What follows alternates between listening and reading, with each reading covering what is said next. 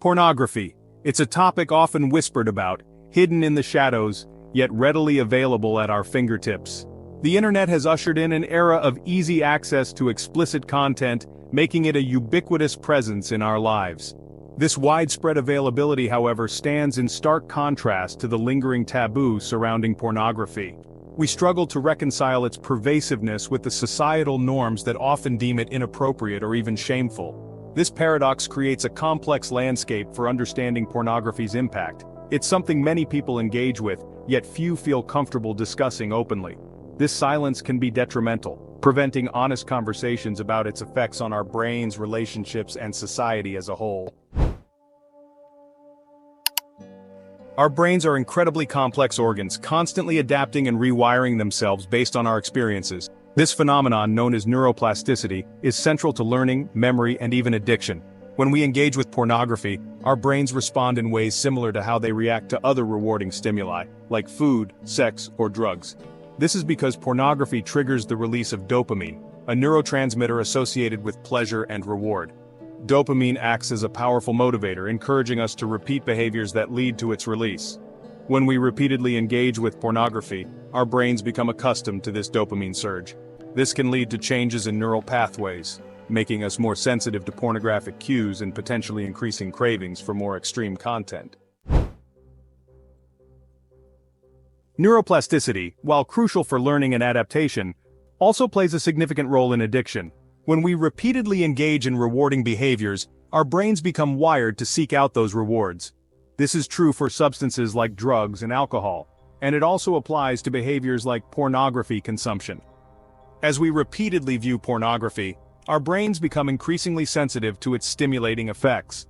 This heightened sensitivity can lead to tolerance, meaning we need more frequent or intense pornography to achieve the same level of arousal. Dopamine, often referred to as the feel-good neurotransmitter, plays a central role in the brain's reward system. When we engage in pleasurable activities, our brains release dopamine, creating a sense of satisfaction and well-being. This dopamine rush reinforces the behavior, making us more likely to repeat it. While dopamine is essential for motivation and pleasure, it can also contribute to addiction. Repeated activities that trigger large dopamine releases can desensitize the brain, requiring more of the substance or behavior to achieve the same effect. While the debate on pornography's effects continues, research has highlighted several potential negative impacts on mental, emotional, and relational well-being. One significant concern is the potential for pornography to contribute to anxiety and depression. Studies have shown a correlation between heavy pornography use and increased symptoms of anxiety and depression. This link may stem from factors like shame, guilt, social isolation, and unrealistic expectations. Moreover, pornography consumption can negatively impact body image and self-esteem, particularly among young people. The idealized body types frequently depicted can lead to feelings of inadequacy and body dissatisfaction. Furthermore, excessive pornography use can strain relationships, eroding trust and leading to dissatisfaction and conflict. One of the most concerning potential consequences of excessive pornography use is porn-induced sexual dysfunction, PIED. This involves difficulty achieving or maintaining erections, delayed ejaculation, or reduced sexual satisfaction. Excessive exposure to highly stimulating pornographic content can alter sexual arousal templates. The brain becomes accustomed to the constant novelty and intensity of pornography, making it difficult to become aroused in less stimulating real-life situations. Beyond individual impacts, pornography's pervasiveness has broader social ramifications. One significant concern is the objectification of women and men, often portrayed as mere instruments for sexual gratification. This objectification can contribute to harmful attitudes and behaviors, perpetuating gender inequality and violence against women. Moreover, pornography often presents a distorted view of relationships and sexuality. The unrealistic scenarios and lack of emotional intimacy depicted in pornography can shape unrealistic expectations for real-life relationships.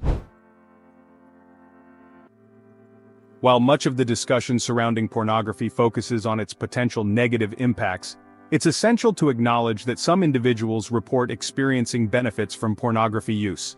These benefits often center around sexual exploration, pleasure, and fantasy fulfillment. For some, pornography can serve as a tool for sexual exploration and self-discovery. It can provide a safe space to explore different sexual interests, fantasies, and desires, without the pressure or risk associated with real-life encounters. While often viewed negatively, some experts believe pornography can be used positively in therapy and education. In therapy, it can address sexual issues and promote healthy sexuality. In education, it can provide accurate information about sex and relationships. This empowers young people to make informed choices about their sexual health. In the digital age, where pornography is readily accessible and often just a click away, finding a healthy balance is crucial. This involves being mindful of our pornography consumption, setting boundaries, and prioritizing our well-being. One important step is to engage in honest self-reflection about our relationship with pornography. This involves asking ourselves why we watch pornography, how it makes us feel, and whether it's impacting our lives positively or negatively.